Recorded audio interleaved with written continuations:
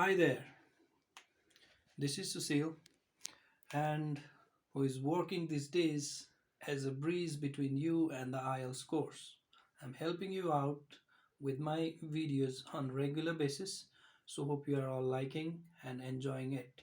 So today in this video I shall tell you about some helpful tips to do better in the writing task second or writing task 2. So I'll be particularly talking about the connecting words, how to use the connecting words in different situations in writing task 2. So let's have a look on the board, writing task 2 in IELTS. So in this task, basically, you will be judged on the basis of these four things. You'll score on the basis of the evaluation done on these things. Okay, first thing is grammar and sentence structure, vocabulary. Third is answering the task response, coherence and cohesion. So let me tell you, task 2 is already about your response over a particular situation, over a particular given problem or an argument, how you present yourself. So you have to maintain grammatical correctness, sentence structure has to be good and impressive. You have to make use of variety of words to give a very good impression and to prove your excellence and to prove your command over the language.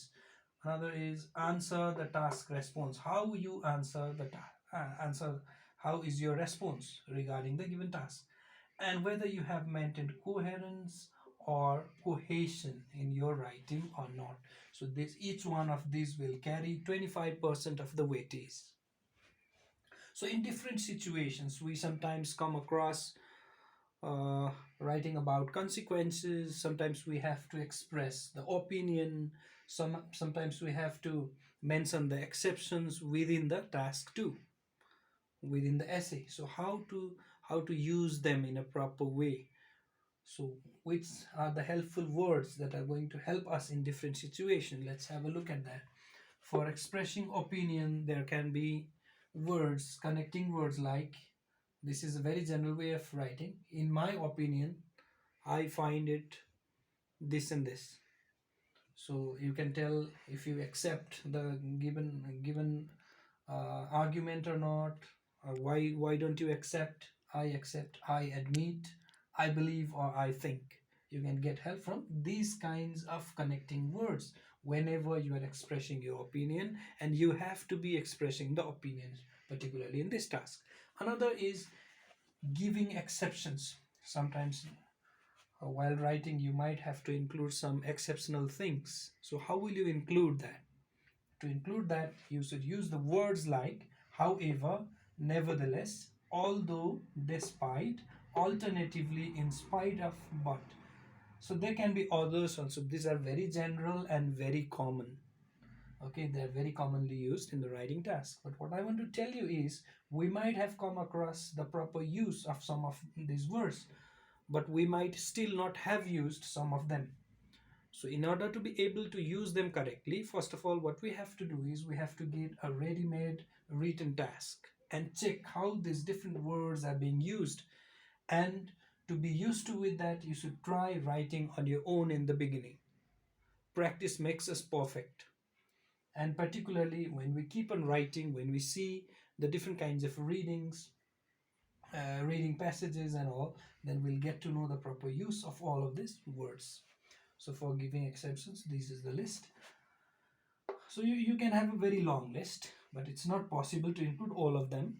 I'm just trying my best to give you the very basic linking words.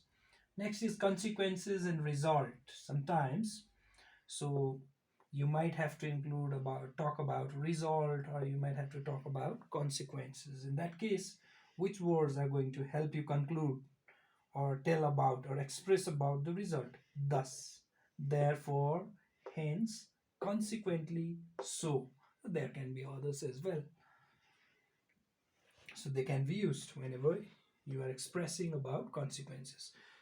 If you have to add extra information, then which you have already then which the topic has asked for you to mention, then the words, the phrases such as well as, furthermore, moreover, in addition, likewise will help you out. So that will create a very good impression. But the bad thing is that sometimes we try to show off too much.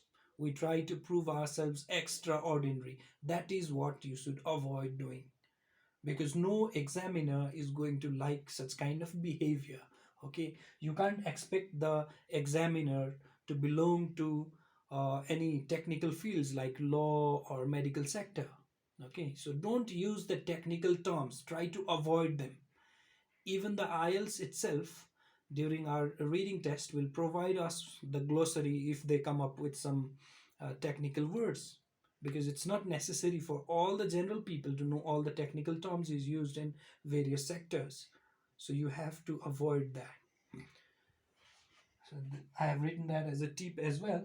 Avoid using technical or field specific words.